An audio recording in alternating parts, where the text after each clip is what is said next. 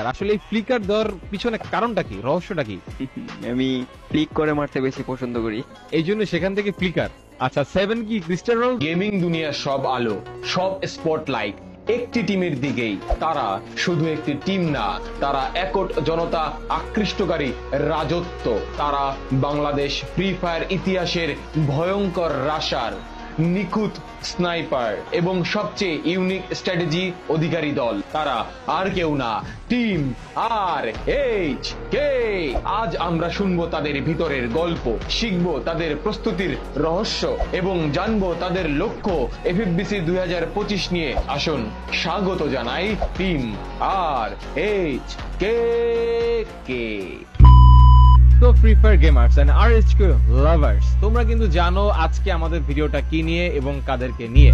তারই ধারাবাহিকতায় আমরা এখানে নিয়ে এসেছি ফুল RHK টিমের প্রত্যেকটা মেম্বারকে। আমার জন্য বিষয়টা খুব স্পেশাল এবং তোমরা যারা RHK কে ভালোবাসো তাদের জন্য স্পেশাল। তো তোমরা তাদের ইন গেম নেম হয়তো সবাই জানো, বাট তাদের কিন্তু একটা পার্সোনাল নামও আছে। তো প্রথমে আমি শুরু করতে চাই কাফি ভাইকে দিয়ে। ভাই, আচ্ছা, আমার নাম মোহাম্মদ কাফি, আমি RHK কাফি, আমার রোল হচ্ছে সাপোর্টার। ভয়ঙ্কর রাশার বাংলাদেশের right now RHK blade.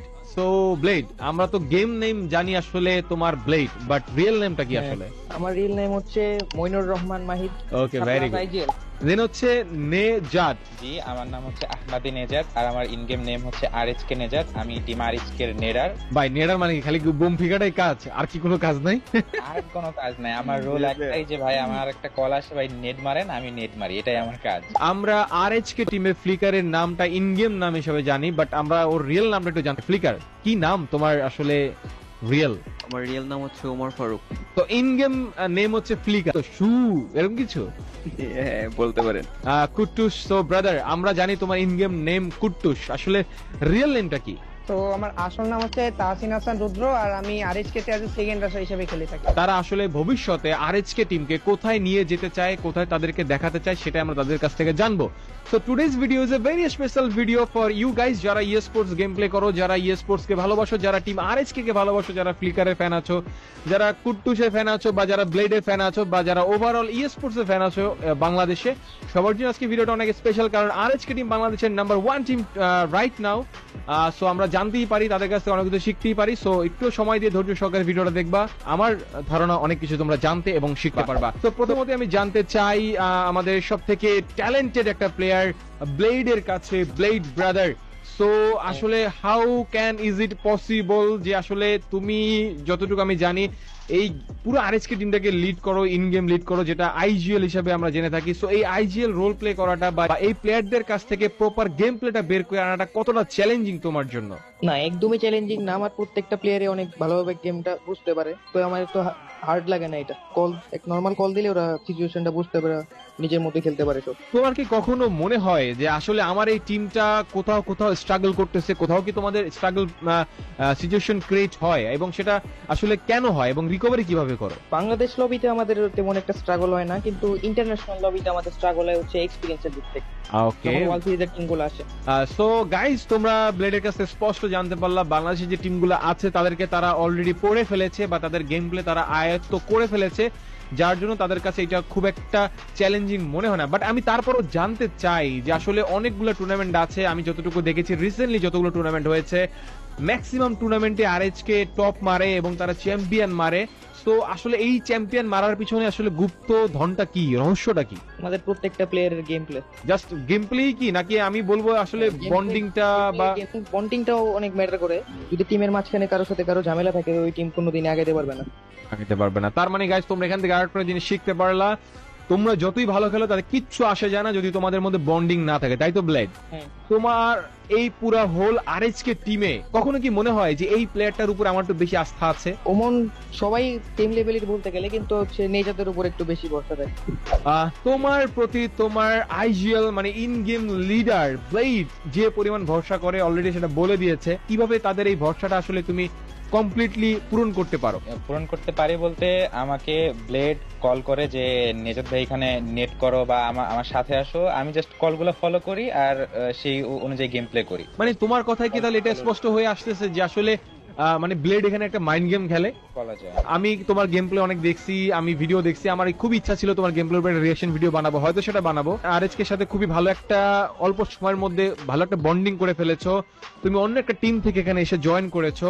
So ওই অন্য একটা টিম থেকে এখানে এসে জয়েন করা এবং আরএচকে এর সাথে একটা ভালো বন্ডিং তৈরি করা এবং ব্লেডের মতন একটা এইরকম রাশারকে, দুর্দান্ত রাশারকে তার প্রপার সাপোর্টটা দেওয়া, মানে কিভাবে এত শর্ট টাইমে এই এতগুলো জিনিস তুমি কিভাবে কন্ট্রোল করে ম্যানেজ করে ফেললা? তো আমার নেচারটা আগে থেকেই খুব এক্সট্রোভার্ট টাইপের, মানে আমি মানুষের সাথে মিশে যেতে পারি খুব সহজেই, খুব একটা সমস্যা হয় না। আর আমার টিমের যে মেম্বার্স গুলো আছে রাইট নাও তারাও খুব মিশুক, আমার সাথে মিশতে তাদেরও খুব অসুবিধা হয় নাই, খুব শর্ট টাইমে মিশছি।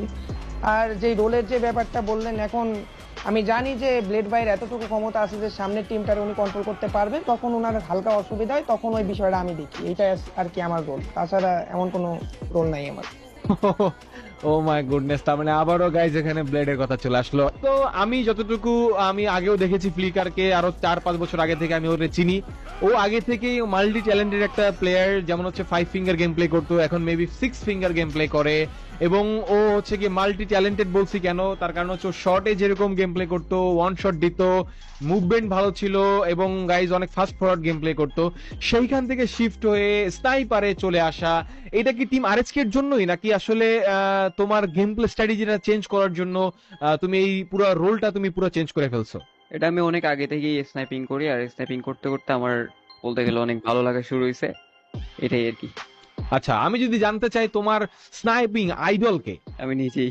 তুমি নিজেই? ও মাই গুডনেস ভাই, এমন একটা আনসার পাবো আমি আশা করি না। ব্লেড, কখনো কি মনে হয় যে আমরা বাইরের সার্ভার থেকে একটু স্লো গেম প্লে করি? না, তা মনে হয় না, কিন্তু আমরা ওদের কম্পিট করতে পারবো যদি আমরা কিছুদিন খেলি বাইরে সার্ভারে প্লেয়ারদের সাথে।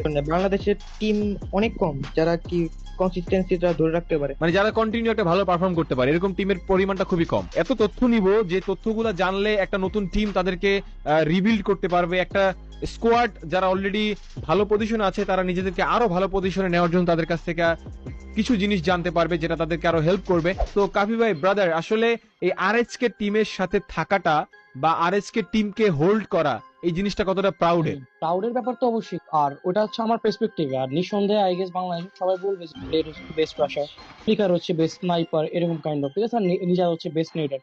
সো অবশ্যই এটা আমার বেশি প্রাউডের যে এরকম টিমমেটস আমার আছে, প্লাস এরকম ছোট ভাই আমার আছে। মোর টিমমেট হচ্ছে এটা যে এরা আমার ছোট ভাই ক্লোজেদের, তো এটা অবশ্যই অনেক প্রাউডের ব্যাপার যে এরকম ছোট ভাই আমার আছে, এরকম একটা গেমে এরা এত বড় স্টেজে ডমিনেট করতে পারে। আরএচকে শুধু একটা টিম না, একটা ব্র্যান্ড। এই জার্নিটা কিভাবে শুরু হয়েছিল? এই জার্নিটা শুরু হয়েছে আমাদের 2023 থেকে ডমিনেশনের মাধ্যমে, যেটা 2024-এ এসে আরো অনেক বেড়ে গেছিল, 2025-এ আরো বেশি। আরএচকে টিমের হিস্ট্রিটা আসলে কি, এটার প্রতিষ্ঠা কে করছিল এবং এই প্লেয়ার গুলা কালেক্ট করা এই কাজটা কে করছিল, এবং এটার গেম প্লে ইমপ্রুভমেন্টের পিছনে তোমাদের মধ্যে কার সব থেকে বেশি অবদান? এই স্কোয়াডটা আসলে প্রথমে ফাউন্ডার ছিলেন হচ্ছে যে আরএসকে রাহাত, ইম্পর্টেন্ট ছিল হচ্ছে আরএসকে গুচ্ছ এবং আরএসকে মিটু। ওকে, এই না থাকলেও তো এত দূর আরএসকে আগাইতে পারতো না। আর এই যে পরবর্তীতে যে প্লেয়ার গুলা কালেক্ট করা, এইটা আসলে কিভাবে হইলো? এটা আমাদের হয়ে গেছে এক এক করে, দেখছি হয়তো তারা নিজেরা আসতেছে টিমে বা আমরা তাকে ডাকি। মানে আমরা খেলতে খেলতে ইন্ডিভিজুয়ালি প্লেয়ারদের খেলা নোটিস করতে করতে মনে হয়েছে যে না, এই প্লেয়ারটা আমাদের টিমে বেটার স্যুট করবে ব্লেডের সাথে, এই টিমটা আমাদের টিমে, এই প্লেয়ারটা আমাদের টিমে এরকম ভাবে স্নাইপারে বেটার স্যুট করবে, তো এরকম ভাবে আসছে। ওকে, মানে পারফর্মের উপরে বেস করে প্লেয়ার গুলা কালেক্ট করা হয়েছে এবং কম্বিনেশনের উপর বেস করে, রাইট? আরএচকে টিমের ব্লেড কে বাংলাদেশের সব থেকে ভয়ঙ্কর রাশার হিসেবে বলা হয়। তো ব্লেড, এটার পিছনে আসলে রহস্যটা কি? এটার পিছনে তো কোনো রহস্য নেই ভাই, এটা তো দেখতেই পাইতেছে সবাই। কিভাবে তৈরি হইলো? এটা আমি জাস্ট নরমাল টুর্নামেন্ট খেলছি, এমন না যে আমি আলাদা কোনো প্র্যাকটিস করতে বা কিছু, নরমাল ট্রেনিং গ্রাউন্ড এবং টুর্নামেন্টস খেলতে খেলতে আমার ইমপ্রুভমেন্ট হয়ে গেছে এবং বাইরের দেশের অনেক প্লেয়ারকে আমি ফলো করছি। দা ক্রুজ, ওকে, আইজিএল, রাশার সহ তুমি এই কম্বোটা কিভাবে মিলাই একদম পুরো কোন রিস্কে একটা টিমের মধ্যে একা চলে গিয়ে রাশটা করো বা তাদেরকে তুমি ওইরকম একটা প্রেসার ক্রিয়েট করো? না, রাশ তো নরমালি হয়ে যায়, কিন্তু যে আইজিএল এর বিষয়টা, যে ফার্স্ট আসের আইজিএল একটু হার্ড আছে, ওইটা হয় হচ্ছে আমার টিমমেটের জন্য। আমার টিমমেট সবগুলো অনেক এক্সপিরিয়েন্সড, খেলাটা বুঝতে পারে, যার কারণে আর সহজ হয়ে যায় সবকিছু। ওয়ান শট ওয়ান ডাউন এবং টিমের জন্য অনেক বড় একটা সাপোর্টিভ রোল প্লে করা। সো ফ্লিকার আসলে এই জিনিসটা স্নাইপিং এ এত ভালো ফোকাসিং করা, ডে বাই ডে নিজেকে নেক্সট লেভেলে নিয়ে যাওয়াটা আসলে কিভাবে সম্ভব হচ্ছে এবং কোন স্ট্র্যাটেজিটা তুমি আসলে ফলো করো?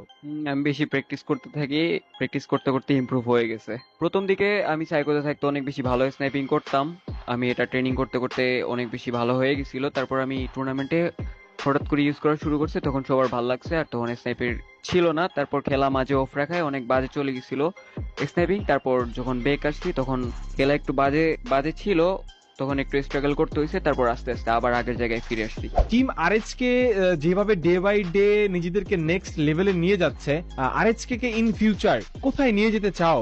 স্বপ্নটা কোথায় আসলে? আসলে স্বপ্নটা হচ্ছে আমাদের